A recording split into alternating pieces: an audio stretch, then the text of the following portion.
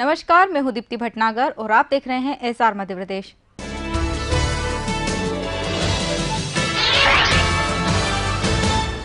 भारत की सबसे ताकतवर और धनाढ्य महिला नीता अंबानी ने लाखों करोड़ों हिंदुओं के आराध्य देव श्रीनाथ जी का अपमान कर डाला।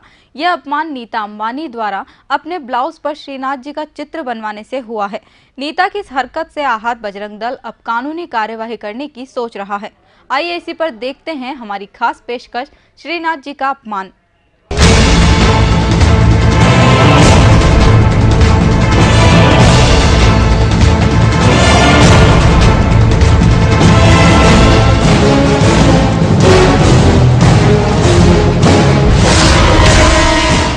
अभी साईं बाबा के अपमान का मामला ठंडा भी नहीं हुआ था कि श्रीनाथ जी के अपमान का मामला सामने आ गया है। इस बार अपमान करने वाला कोई शंकराचार्य नहीं, बल्कि हिंदुस्तान की सबसे ताकतवर महिला नीता मुकेश अंबानी है। पिछले दिनों नीता अंबानी को नाथ द्वार में ऐसी पोशाक पहने देखा गया जिससे करोड़ों हिंदुओं की भावना आहत हो सकती है। आइए हम आपको दिखाते हैं नीता अंबानी की विवादास्पद ड्रेस।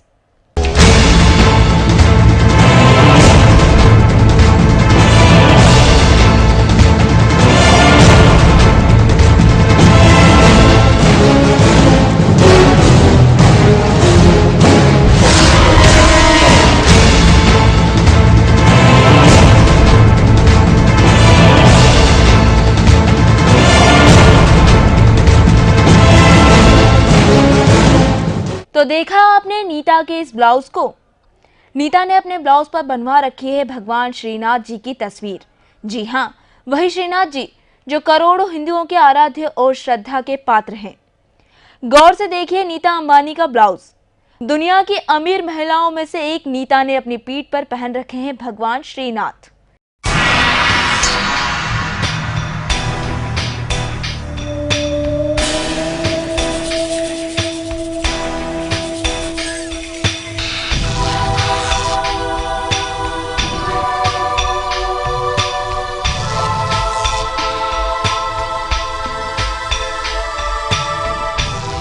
नीता के साड़ी और ब्लाउज ने एक नया विवाद खड़ा कर दिया है।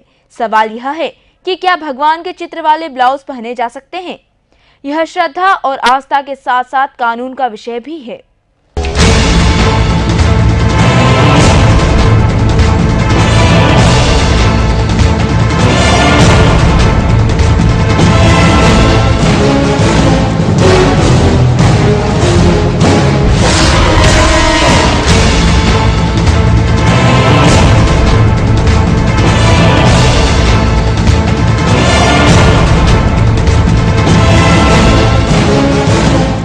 नीता अंबानी के इस ड्रेस ने बजरंग दल को आंदोलित कर दिया है। बजरंग दल अब नीता के विरुद्ध पुलिस में एफआईआर दर्ज कराने और कानूनी कार्रवाई करने की बात कर रही है। नीता अंबानी के श्रीनाथ अपमान के मुद्दे को हिंदूवादी संगठन बजरंग दल ने गंभीरता से लिया है और बजरंग दल की इंदौर इकाई नीता अंबानी के विरुद्ध कानूनी कार्रवाई करने और पुलिस की कार्रवाई करने जा रही है। इस विषय पर बातचीत करने के लिए हमारे साथ मौजूद हैं इंदौर बजरंग दल के महानगर संयोजक सचिन बघेल।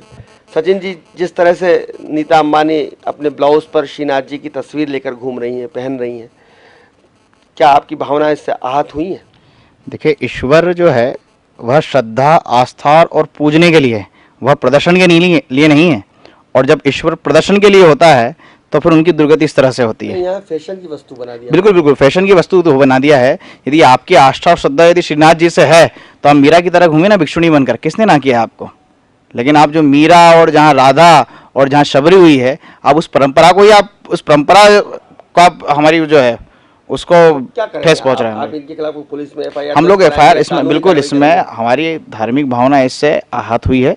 हम इसमें पुलिस की कानून कार्रवाई इसमें कराएंगे इसमें, और नीता अंबानी के अगेंस्ट में हम लोग एफआईआर दर्ज करवाएंगे। इसमें मेरी और सारे हिंदू समाज की धार्मिक भावना आहत हुई है।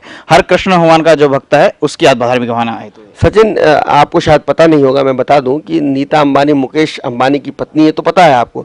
लेकिन मुकेश अंबानी आज की तारीख में आपके जो भारतीय जनता पार्टी के प्रधानमंत्री हैं नरेंद्र मोदी जी, उनके बड़े नज़दीकी मित्र हैं। तो कहीं ऐसा नहीं हो कि संघ परिवार में इसमें बात को लेकर विवाद हो जाए और आप पर दबाव आ जाए? देखिए, पहले तो बता दूं कि भारतीय जनता पार्टी हमारी पार्टी नहीं है और रही बात संघ परिवार की, तो किसी भी धार्मिक मुद्दे पर जिस पे हिंदू समाज, भारतीय संस्कृति की बात हो, तो वह कोई भी पार्टी हो, कोई भी उद्योगपति हो, सबके लिए हमारा दृष्टिकोण समान है और उसके लिए उस समान दृष्टिकोण से ही हम उसको देखते हैं, वो कोई भी हो। अगर नीता अंबानी ने अपमान किया है तो भी आपके लिए उतना ही महत्वपूर्ण है, अगर ये नरगिस फखरी अगर इस तरह से कुछ कर लेती तो भी उतना ही महत्वपूर्ण होता? बिल्कुल बिल्कुल, हमारे लिए तो दोनों ही बराबर है। हमारे लिए तो ईश्वर प्राथमिकता का सवाल है। हमारे लिए ईश्वर की श्रद्धा, ईश्वर के प्रति हमारी आस्था, वह हमारी प्राथमिकता है। उसको कौन आहत कर रहा है हम उसको नहीं देखने वाले हैं। जिसने आहत किया है उसको हम एक साधारण मनुष्य की तरह देखते हैं और उसको उसी तरह दंडित करेंगे हम लोग। हमारे देश में संविधान है धार्मिक भावनाओं का आहत कर। देखिए, जब इंग्लैंड के एक मॉल ने बिकनीज पे, ब्रा पे, पैंटी पर देवी लक्ष्मी की, देवी दुर्गा की चित्र बनाए थे, उस वक्त भी हिंदूवादी संगठनों ने विरोध किया था, वर्ल्ड वाइड विरोध किया था। और इंदौर के एक युवक अमिताभ सोनी ने इंग्लैंड में उस वक्त विरोध किया था। तो क्या बजरंग दल अपने उसी नज़रिए पे कायम है कि अगर भारतीय द्वारा भी कोई हिंदू मानबिंदों का अपमान किया जाएगा तो आप लोग सख्त कदम उठाएंगे? देखिए, हमने समय समय पर, हमारा भारत का जो इतिहास है बड़ा गौरवशाली इतिहास रहा है। हमने इतिहास में जयचंदों को समय समय में दंडित किया है और यह दृष्टिकोण कोई भारतीय क्यों ना हो, यदि वह अपनी माँ का, बहन का सम्मान नहीं करता है तो उसके लिए हम उसी दृष्टिकोण से उसे दंडित करेंगे जिस तरह के दृष्टिकोण से हम सबको देखते हैं। पर नीता अंबानी कह सकती है कि हम तो एक तरह से अपनी श्रद्धा व्यक्त कर रहे हैं श्रीनाथ जी के वस्त्र पहनकर।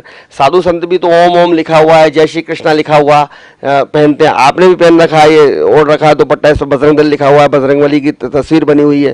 तो आप में नीता अंबानी में कहाँ क्या अंतर आ रहा है? देखिए, हमने वैसा जीवन धारण किया है। साधु और संत समाज जो है घर बार गृहस्थी छोड़ करके वह परित्याग करता है अपने सारे सुखों का, तब जाकर के वो उस ओढ़ने का, उस जो ओम आप जो बता रहे हैं, जो चादर ओढ़ने का जो है, वो तब जाकर उसको हकदार होता है। आज आप बता रहे हैं कि मैंने बजरंग दल का, तो हम हनुमान जी की तरह ही कार्य कर रहे हैं समाज के लिए, समाज की सेवा के लिए, समाज की रक्षा करने के लिए। जो राम भगवान जो इस समाज में व्याप्त है, उस समय रामायण काल में हनुमान जी ने उस राम की रक्षा करी थी, वो एक व्यक्ति थे, लेकिन आज संपूर्ण समाज में राम व्याप्त है, हम उसका सेवा करने का कार्य करते हैं, इसलिए आज ये दुपट्टा हमारे गले के अंदर है। और रही बात नीता अंबानी की, अगर उनको श्रद्धा और आस्था प्रकट करनी, तो मैंने जैसा शुरू में बात कही कि मीरा की तरह भिक्षुणी बने ना, ईश्वर का इंतजार करे। किसने कहा है? मीरा ने महलों का त्याग करा था, वो भी महलों का त्याग करे ना, हम कम ना कह रहे हैं। और फिर वो ऐसा कोई करते करे, ऐसी ओढ़नी पहने जिसमें राम और राधा कृष्ण हरे रामा लिखे है, तो हम उनका स्वागत करते हैं। हम, और अगर रहेगा तो हम ऐसे संतों का पूजन करते हैं। हम ऐसी कई सारी शादियां, हमारी माँ रत्मरा देवी। आखिरी सवाल आपसे ये है कि नीता अंबानी बहुत बड़ा नाम है, कॉर्पोरेट सेक्टर का बहुत बड़ी ताकत है, हिंदुस्तान की सबसे ताकतवर महिलाओं में से एक है। क्या आप अपने निर्णय पार्टी कराएंगे उनके खिलाफ पुलिस शिकायत करने में, कानूनी कार्रवाई करने में? देखिए, शक्ति का उपयोग, सदुपयोग करते हैं तो वह शक्ति मंदिरों में पुजाती है, लेकिन जब शक्ति का दुरुपयोग होता है तो वो शूर्पणखा की तरह उसकी नाक कटी जाती है। बस इतना ही कहना चाहता हूँ मैं। धन्यवाद सचिन जी। सचिन बघेल, बजरंग दल के महानगर संयोजक, बहुत साफ तौर पर कह रहे हैं कि नीता अंबानी के विरुद्ध कानूनी कार्रवाई की जाएगी और उन्होंने साफ तौर पर कहा है कि भगवान आस्था का विषय है, फैशन का विषय नहीं है। अगर नीता श्रीनाथ जी के प्रति इतनी आस्था रखती हैं, श्रद्धा रखती हैं, तो वो मीराबाई की तरह उनको ओढ़ें, उनको अपनाएं। वो फैशन डिज़ाइन की तरह अपने ब्लाउज़ पर अगर श्रीनाथ भगवान की चित्र लेकर घूमेंगी तो इसे बर्दाश्त नहीं किया जाएगा। कैमरामैन भरत बामने के साथ प्रतीक श्रीवास्तव, SR मध्य प्रदेश, इंदौर। ऐसा नहीं है कि सिर्फ हिंदूवादी संगठन ही इस ब्लाउज से नाराज है, बल्कि आम लोगों ने भी नीता के ब्लाउज पर श्रीनाथ जी की तस्वीर को आपत्तिजनक माना है। इस विषय पर हम बात करते हैं इंदौर में। इंदौर की गर्ल्स क्या सोचती हैं, किस तरह का ड्रेसअप होना चाहिए, किस तरह की ड्रेसेस होना चाहिए, लड़कियों को क्या पहनना चाहिए। आप बताइए मैम, क्या ऐसे कपड़े गर्ल्स को पहनने चाहिए जिससे किसी की भावनाओं को ठेस पहुँचे? ये एक्चुअली अपनी पर्सनल लाइफ है, तो ऐसा मुझे नहीं लगता कि हम अपनी लाइफ को जी नहीं सकते। फ्रैंकली हम फ्रीडम है। नहीं, फ्रैंकली फ्रीडम है। एक्चुअल अभी हाल फिलहाल में हुआ है कि नीता अंबानी जी ने नाथद्वारा के श्रीनाथ जी की तस्वीर बनी हुई ड्रेस पहनी थी।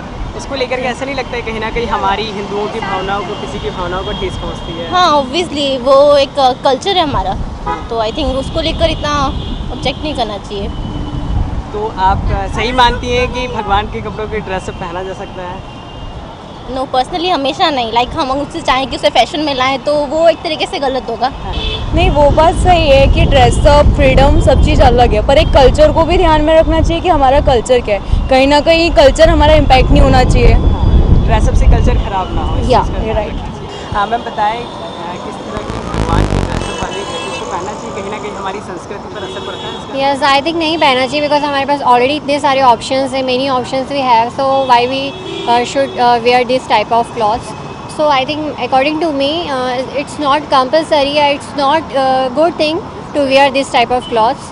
So I just want to tell anybody, so don't wear this clothes because we have already many types of options, so why we choose what? देखा गया है कि देश की टॉप अमीर महिलाओं में शुमार नीता अंबानी जी ने नाथद्वारा में श्रीनाथ जी की ड्रेस ऐसी पहनी जिसमें उनका पिक्चर प्रिंट था. Okay. क्या आप उसे सही मानते हैं? कि देखिए ये तो उनकी पर्सनल चॉइस है कि वो किस टाइप का ड्रेस सिलेक्ट करती है, किस टाइप का नहीं. बट अगर हमारी संस्कृति के अकॉर्डिंग देखा जाए तो मुझे लगता है कि इस टाइप का ड्रेस नहीं वेयर करना चाहिए बिकॉज है हमारे पास में ऑप्शन, तो हम क्यों भगवान को मतलब एज ए यूज़ करें. पहनने के लिए, पूजा करने के लिए अच्छे हैं, उनसे प्रे करने के लिए अच्छे हैं, पर उनको उनके कपड़े ना पहने तो ज़्यादा बेटर है. देश की अमीर महिलाओं में शुमार अनिल अंबानी की वाइफ नीता अंबानी के श्रीनाथ जी के कपड़ों को प्रिंट वाली ड्रेस पहनने पर बवाल मच गया है. दरअसल नीता अंबानी को नाथद्वारा में देखा गया जिस पर उन्होंने श्रीनाथ जी का प्रिंट किया हुआ ब्लाउज पहना था, जिसको लेकर के कहीं ना कहीं हिंदुओं की भावनाओं को ठेस पहुंची है. इस मामले पे हमने बात की इंदौर की कुछ महिलाओं से जिन्होंने अपनी राय दी और कहा कि साफ तौर पर कहीं ना कहीं संस्कृति को परे रखकर इस तरह का काम नहीं किया जा सकता है. फैशन की बात करें तो फैशन अपनी जगह है, लेकिन संस्कृति को महत्व देना सबसे ज़रूरी है. कैमरामैन पलाश राठौर के साथ आकाश चौक से एसआर मध्य प्रदेश, इंदौर. आम आदमी ही नहीं, कानूनविद भी मानते हैं कि ब्लाउज पर भगवान का रूपन कानूनी तौर पर ठीक नहीं. एसआर मध्य प्रदेश ने नीता अंबानी के ब्लाउज को लेकर शहर के कुछ प्रतिष्ठित वकीलों की राय ली तो उन्होंने साफ तौर पर कहा कि यह भावनाओं को ठेस पहुंचाने वाली हरकत है. देखिए, ये कुल मिला के बड़े लोगों के बड़े चोचले हैं, लेकिन निश्चित तौर पर उनके इस प्रकार के कृत्य से भारतीय समाज में और भारतीय संस्कृति जिसका इतना सम्मान है उसको लेकर जो मैसेज गया है वो निश्चित रूप से एक गलत मैसेज है. बड़े लोगों को समाज में क्या मैसेज देना है ये सोचकर अपनी वेशभूषा को धारण करना चाहिए, क्योंकि भाषा, भूषा और वेश इसी से समाज में एक मैसेज जाता है. और उनके ऐसे कृत्य से निश्चित तौर पर भगवान में आस्था रखने वाले, जो भगवान को सिर पर सिरोधार्य करते हैं और उनके चरणों में रहते हैं, उनकी भावनाओं को ठेस पहुंची है. और ऐसे करोड़पति लोगों को जो पैसे के दम पे समाज में इस प्रकार का मैसेज दे रहे हैं, उनको अपनी भाषा, भूषा और वेश का हमेशा ध्यान रखना चाहिए. देखिए, नीता अंबानी के द्वारा श्रीनाथ जी की जो तस्वीर कपड़ों पर बनाई है वो निश्चित ही धार्मिक भावनाओं को आहत करने वाला कृत्य है.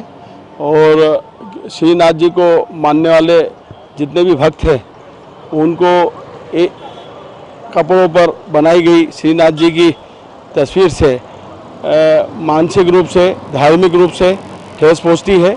और इसके लिए वे नीता अंबानी के खिलाफ भारतीय दंड विधान के तहत धार्मिक भावनाओं को ठेस लगाने के लिए दंडनीय कार्रवाई कर सकते हैं, परिवाद लगा सकते हैं, पुलिस में रिपोर्ट कर सकते हैं. क्योंकि श्रीनाथ जी जो कि कई लोगों के भगवान हैं, उनको व्यक्तिगत रूप से अपने शरीर के ऊपर अंकित करना निश्चित ही निंदनीय है. और इसकी भर्त्सना पूरा हिंदू समाज और श्रीनाथ जी को मानने वाले सभी भक्त करेंगे. गौरतलब है कि विदेशों में कई बार भारतीय देवी देवताओं के अपमान के मामले सामने आते रहे, लेकिन भारत में पहली बार ऐसा दिखाई दिया है. लंदन में पिछले दिनों बिकनी और महिलाओं के अंतर वस्त्रों पर हिंदू देवी देवताओं के चित्र छापने को लेकर काफी हंगामा हो चुका है.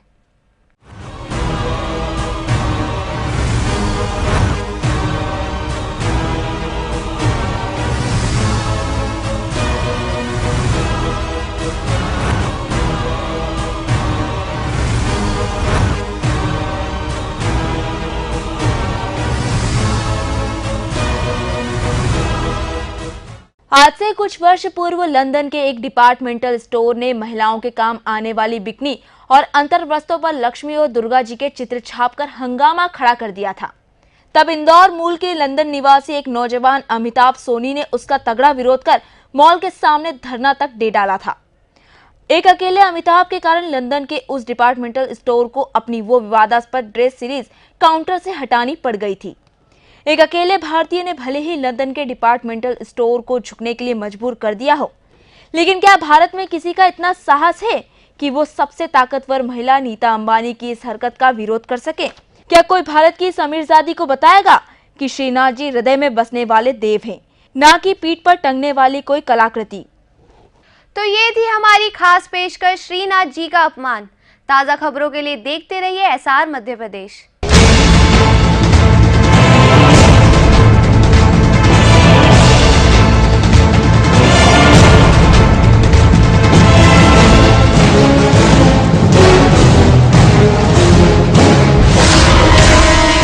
शाजापुर में खाद्य सुरक्षा पर्व मनाया गया। इस कार्यक्रम में गरीबी रेखा के राशन के साथ ही कार्ड धारियों को पात्रता पर्ची वितरित की गई।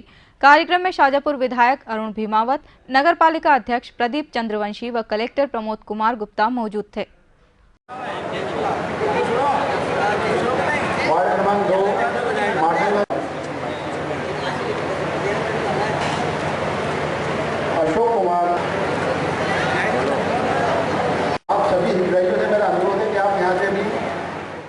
सुरक्षा पर्व मनाया जा रहा है, जिसमें 25 श्रेणियों के हितग्राहियों को खाद्य सुरक्षा अधिनियम के अंतर्गत प्राथमिकता श्रेणी में जोड़ा गया है। उनकी पात्रता पर्चियां जो है यहाँ वितरण करना, पात्रता पर्ची जो राशन कार्ड के लिए राशन प्राप्त करने के लिए, उसके वितरण के लिए औपचारिक कार्यक्रम है। उनके इंतजार की सीमा पार हो चुकी है। वह हजारों रुपयों का दाव भूमि पर लगा चुके हैं। इन्हें इंतजार है तो सिर्फ बारिश का। हम बात कर रहे हैं प्रदेश के किसानों की, जो बारिश के इंतजार में काफी बेचैन हैं। किसान की वेदना को समझना बहुत मुश्किल है, क्योंकि बारिश न गिरने से किसानों की मुश्किलें और बढ़ चुकी हैं। वह किसान जो अपनी आंखों में घनघोर बारिश के सपने संजोए हुए है, पर बारिश न होने से समस्याओं के बादल पीछा छोड़ने का नाम नहीं ले रही हैं। समस्या कई है, क्योंकि पिछली बार हुई बारिश से हुई बर्बादी का मुआवजा अभी तक नहीं मिला है, और ऐसे में बारिश का न होना किसान की चिंता की लकीरों को और बढ़ाता है।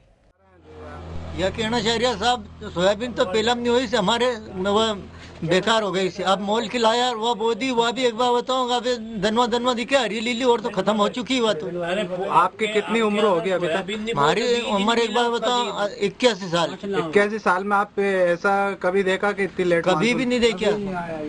वो बोदी से सूख गई है। हाँ। और अगर पानी कितने दिन और नहीं गिरा तो खत्म हो जाएगी? 2-4 दिन नहीं गिरे तो पानी खत्म हो ही गई। ऐसा माहौल पहले कभी देखा आपने? देखे। पहली बार ऐसा हो रहा है कि सोयाबीन बोदी और पानी नहीं गिरा 15 दिन? पहली बार। और ऐसा नहीं कहीं 15-16 दिन हो गया सोयाबीन बोया और पानी दिखी नहीं जो कनंग से। अभी सोयाबीन की क्या कंडीशन है? बिल्कुल वो तो जाएगी। आपने जो सोयाबीन बोई है वो बिल्कुल खत्म होने की कगार पे। वो संभावना है। पानी कितने दिन में गिर जाना चाहिए था? पानी तो अभी मतलब हमें पानी की पूरी जरूरत है। पूरी जरूरत थी? पूरी जरूरत है। आज हम आपको एक ऐसे गांव लेकर चलेंगे जहां पर दबंगों की तूती बोलती है। गांव के लोगों में भी दबंगों का आतंक है। दबंगों ने चारों तरफ से गांव का रास्ता बंद कर रखा है। मामला है देपालपुर के छोटी कलमेर गांव का। इस गांव का नाम तो छोटी कलमेर है, लेकिन इस गांव में रह रहे दबंगों के हौसले काफी बड़े हैं। दबंगों ने सरपंच के साथ मिलकर पूरे गांव का रास्ता रोक रखा है।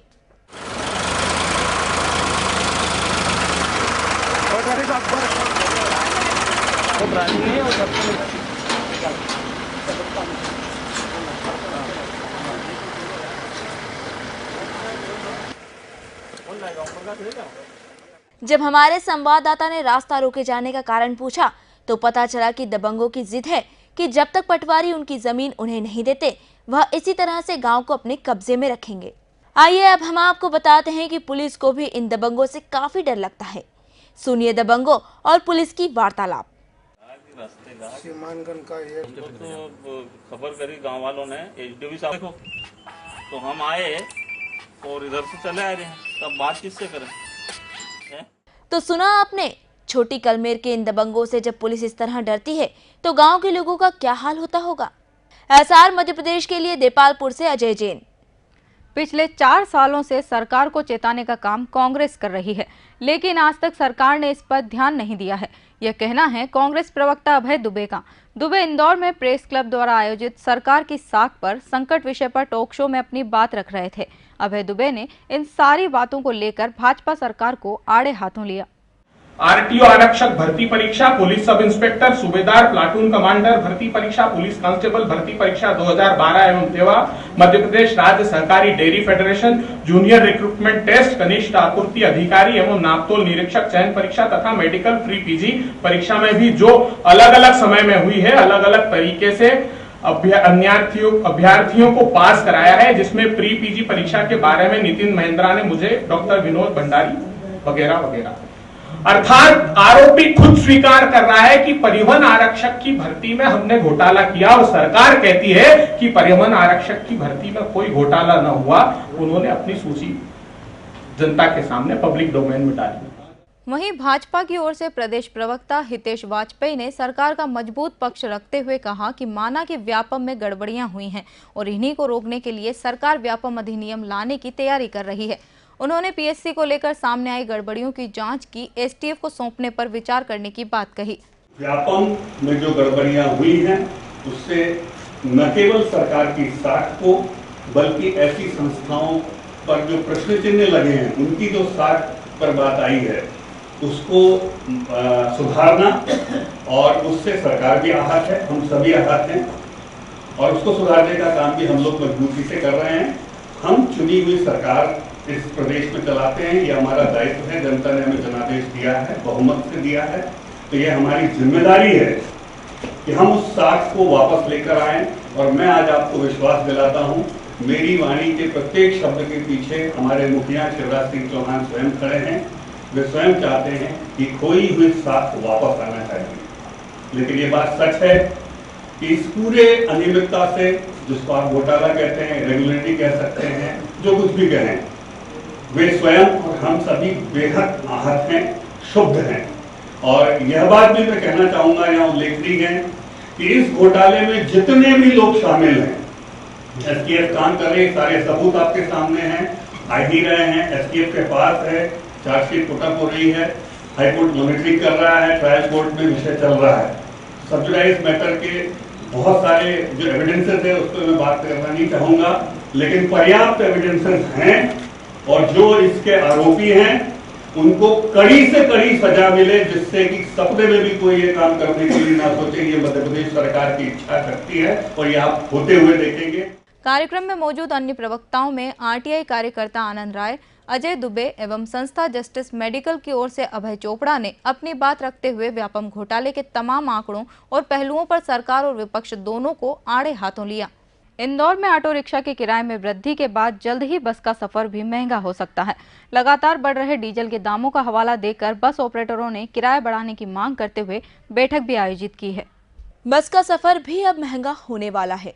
इसके बाद आरटीओ ने भी इसके लिए एक प्रस्ताव बनाकर परिवहन आयुक्त के पास भेजा है। भोपाल में 10 जुलाई के बाद बैठक बुलाई गई, वहीं इस बारे में फैसला लिया जाएगा। इस मामले में बस रूट एसोसिएशन के अध्यक्ष गोविंद शर्मा ने बताया कि आखिरी बार पिछले साल जुलाई में बसों के किराए में वृद्धि की गई थी, लेकिन इसके बाद से डीजल के दामों में लगातार वृद्धि हुई है। उस समय डीजल की कीमत 58 रुपये लीटर थी, लेकिन अब उसकी कीमत बढ़कर 64 रुपये हो गई है। इसके अलावा अन्य खर्च भी बढ़े हैं। विगत 2 साल पूर्व इसी अगस्त महीने में जो है 2012 में सरकार ने किराया बढ़ाया था। उसके बाद से अभी तक 16 रुपया जो है डीजल के भाव बढ़ चुके हैं। अब इस 16 रुपये की तुलना यदि उससे 2012 से की जाए तो हमारा ये जो संचालन व्यय जो है वो लगभग जो है 60% ऊपर का हो गया है। इस कारण से हमने जो है अभी पिछले हफ्ते ही परिवहन मंत्री, मुख्यमंत्री, परिवहन सचिव से हमने मांग की है कि हमारा किराया जो है 35% बढ़ाया जाए। इससे जो टायर के भाव जो बढ़ रहे हैं, जो डीजल भाव बढ़ रहे हैं और अन्य सामग्री के भाव बढ़ रहे हैं, उसका एक समतुल हो जाएगा। क्या देखेंगे, पेट्रोल और डीजल का दाम बढ़ ही रहा है, तो जाहिर सी बात है कि हर चीज़ ही बढ़ रही है। महंगाई बढ़ रही है तो हर चीज़ ही बढ़ रहा है। उनकी भी दिल्ली उस हिसाब से सही है, तो उसके बारे में सरकार को सोचना है भी कि क्या करना है, उस हिसाब से कैसे महंगाई कम करें। परेशानी वाली तो कोई बात नहीं है, क्योंकि जो महंगाई बढ़ रही है, डीजल के दाम बढ़ रहे हैं, सब बढ़ रहे हैं, तो उसके इफेक्ट से देखते हुए तो किराया बढ़ना चाहिए। लेकिन सरकारों को कहीं कोशिश करना चाहिए। हाँ, सरकार को कोशिश करना चाहिए। जैसे ये अपने मध्य प्रदेश में वेट ज़्यादा है, इसको वेट को कम करें तो थोड़ा सा हो सकता है इससे अपने डीजल के पेट्रोल के भाव में थोड़ी बहुत कटौती होगी। जैसे राजस्थान में वेट कम है, तो वैसे यदि मध्य प्रदेश में वेट कम कर दिया जाता है तो उससे राहत मिलेगी। केंद्र और राज्य सरकार के विरोध में कांग्रेस के नेता सत्यनारायण पटेल और पूर्व सरपंच योगेंद्र महंत के नेतृत्व में गांधीनगर में धरना प्रदर्शन किया गया। दिन आना है, ये नरेंद्र मोदी मुद्दा लेके आए और इस देश में झूठ बोले, जोर से बोले और जल्दी जल्दी बोले और ऐसा गुमराह करा हमारे युवा साथियों को, ऐसा गुमराह करा इस देश की जनता को, ऐसा गुमराह करा यहाँ के समझदार लोगों को कि उन्हें मोदी मोदी दिखने लगा। और आखिरी महीना भर भी नहीं हुआ, पेट्रोल डीजल के भाव बढ़ा दिए, महीना भर भी नहीं हुआ, रेलवे के भाव किराया बढ़ा दिया, अन्य सब चीज़ों में महंगाई बढ़ा दी। और आप क्या बोलते हैं, बोला भाई कड़वी दवा लेना पड़ेगी। अरे तो भैया जब मनमोहन सिंह जी इतने साल से अच्छी नीति लेके आए थे, 10 साल इनमें कांग्रेस की सरकार थी, उन्होंने अच्छी अच्छी योजनाएं दी, इंदौर में BRTS दिया, इंदौर में करोड़ों रुपए विकास के दिए। बरसों से भारतीय जनता पार्टी की नगर पालिका निगम है, विकास की बात करते हैं, प्रगति की बात करते हैं और जब यथार्थ में हम घूमकर देखते हैं तो जिन लोगों को उस विकास का सबसे ज्यादा हक मिलना चाहिए वो उस प्रगति और विकास से वंचित रह जाते हैं। बढ़ती महंगाई के विरोध में कांग्रेस का विरोध प्रदर्शन का सिलसिला शुरू हो चुका है। बेहिसाब बढ़ते बिजली के दाम, व्यापम घोटाला, राशन कार्ड की समस्या सहित कई मामलों को लेकर कांग्रेस द्वारा यह धरना प्रदर्शन दिया गया। इस धरना प्रदर्शन में पूर्व विधायक सत्यनारायण पटेल, पूर्व सरपंच योगेंद्र महंत सहित समस्त कांग्रेस कार्यकर्ता मौजूद थे। कांग्रेस द्वारा गांधीनगर विशाल धरना प्रदर्शन का आयोजन किया जा रहा है वो मुख्य रूप से व्यापम घोटाला जो प्रदेश में हुआ है, महंगाई जो बढ़ी है, केंद्र सरकार ने रेलवे किराए में वृद्धि करी है, डीजल पेट्रोल का भाव बढ़ा है, उन मुद्दों को लेकर किया है। खाद बीज की समस्या है किसानों को, बिजली के बड़े हुए बिल आ रहे हैं, जिन लोगों के दो बल्ब का कनेक्शन है उनके यहाँ 1000 रुपये बिल आ रहे हैं, उन समस्या को है। राशन कार्ड की समस्या है, पिछले 4 से 5 महीनों से गरीब लोगों को राशन नहीं मिला है, सिर्फ वो कार्ड के नाम से बताया जा रहा है। अर्जेंटीना ने बेल्जियम को 1-0 से हराकर फुटबॉल विश्व कप के सेमीफाइनल में अपनी जगह पक्की कर ली। इसी के साथ अर्जेंटीना सेमीफाइनल में पहुंचने वाली टीम चौथी टीम बन गई। अर्जेंटीना ने बेल्जियम को हराकर 24 साल बाद विश्व कप सेमीफाइनल में अपनी जगह बनाई। कल हुए मैच में केवल एक ही गोल हुआ जो अर्जेंटीना के गोंजालेज हिगुएन ने किया। इससे पहले अर्जेंटीना 1990 के विश्व कप सेमीफाइनल में पहुंचा था, तब उसे पश्चिम जर्मनी से फाइनल में हार मिली थी। एनडीए सरकार का पहला बजट 10 जुलाई को आने वाला है। सभी लोगों को इस बजट से काफी उम्मीदें हैं। इस बजट में सुरक्षा, संरक्षा और गति पर जोर दिया जा सकता है। साथ ही साफ सफाई और आधुनिकीकरण पर भी ध्यान दिया जाएगा। समर्पित मॉल भाड़ा गलियारा परियोजना को शुरू किया जा सकता है। रोलिंग स्टॉक के उत्पादन को बढ़ाया जाएगा। हाई बुलेट ट्रेनों को भी चलाने का प्रावधान है। अगर बात की जाए रियल एस्टेट की, तो रियल एस्टेट को उद्योग का दर्जा मिल सकता है। साथ ही क्षेत्र में पारदर्शिता लाने के लिए एकल खिड़की स्वीकृति प्रणाली हो सकती है। रियल एस्टेट क्षेत्र से जुड़ी FDI नीतियों में भी ढिलाई दी जा सकती है। सूक्ष्म, लघु और मझोले उद्योगों में भी काफी छूट मिल सकती है, जिसमें MSME के लिए अनुकूल माहौल बनाया जाएगा। साथ ही ब्याज दरों में भी कटौती की जाएगी। कारोबारी माहौल के लिए नीतिगत प्रयास किए जाएंगे। आम आदमी को भी इस आम बजट से काफी अपेक्षाएं हैं, जिसमें आयकर में छूट, धारा 80C के तहत कर छूट का दायरा बढ़ सकता है। हाउसिंग के लिए प्रोत्साहन व महंगाई का बोझ कम हो सकता है। अगर बात की जाए फार्मा क्षेत्र की, तो फार्मा क्षेत्र के लिए अधिक बजट आवंटन हो सकता है। R&D गतिविधियों पर होने वाले खर्च के लिए भी प्रोत्साहन मिल सकता है। साथ ही बेहतर चीनी प्रतिस्पर्धा के लिए भी कदम उठाए जाएंगे। अब बात करते हैं जेम्स और ज्वेलरी क्षेत्र की उम्मीदों की, तो 80-20 की स्कीम खत्म हो सकती है। आयात शुल्क भी 2% घट सकता है। देश भर में वेट को तर्कसंगत बनाया जाएगा। बात करते हैं कृषि क्षेत्र की, तो कृषि क्षेत्र में फसल बीमा की दिशा में काम किया जाएगा। खाद्य भंडारण की क्षमता बढ़ाई जाएगी। देश भर में शीत भंडार गृहों की संख्या बढ़ाई जा सकती है। किसानों को आसान ऋण उपलब्ध किया जाएगा। खाद्य प्रसंस्करण इकाइयों का दायरा बढ़ाया जाएगा। फिलहाल यहाँ रुकेंगे एक छोटे से ब्रेक के लिए। खबरों का सिलसिला जारी है, देखते रहिए SR मध्य प्रदेश।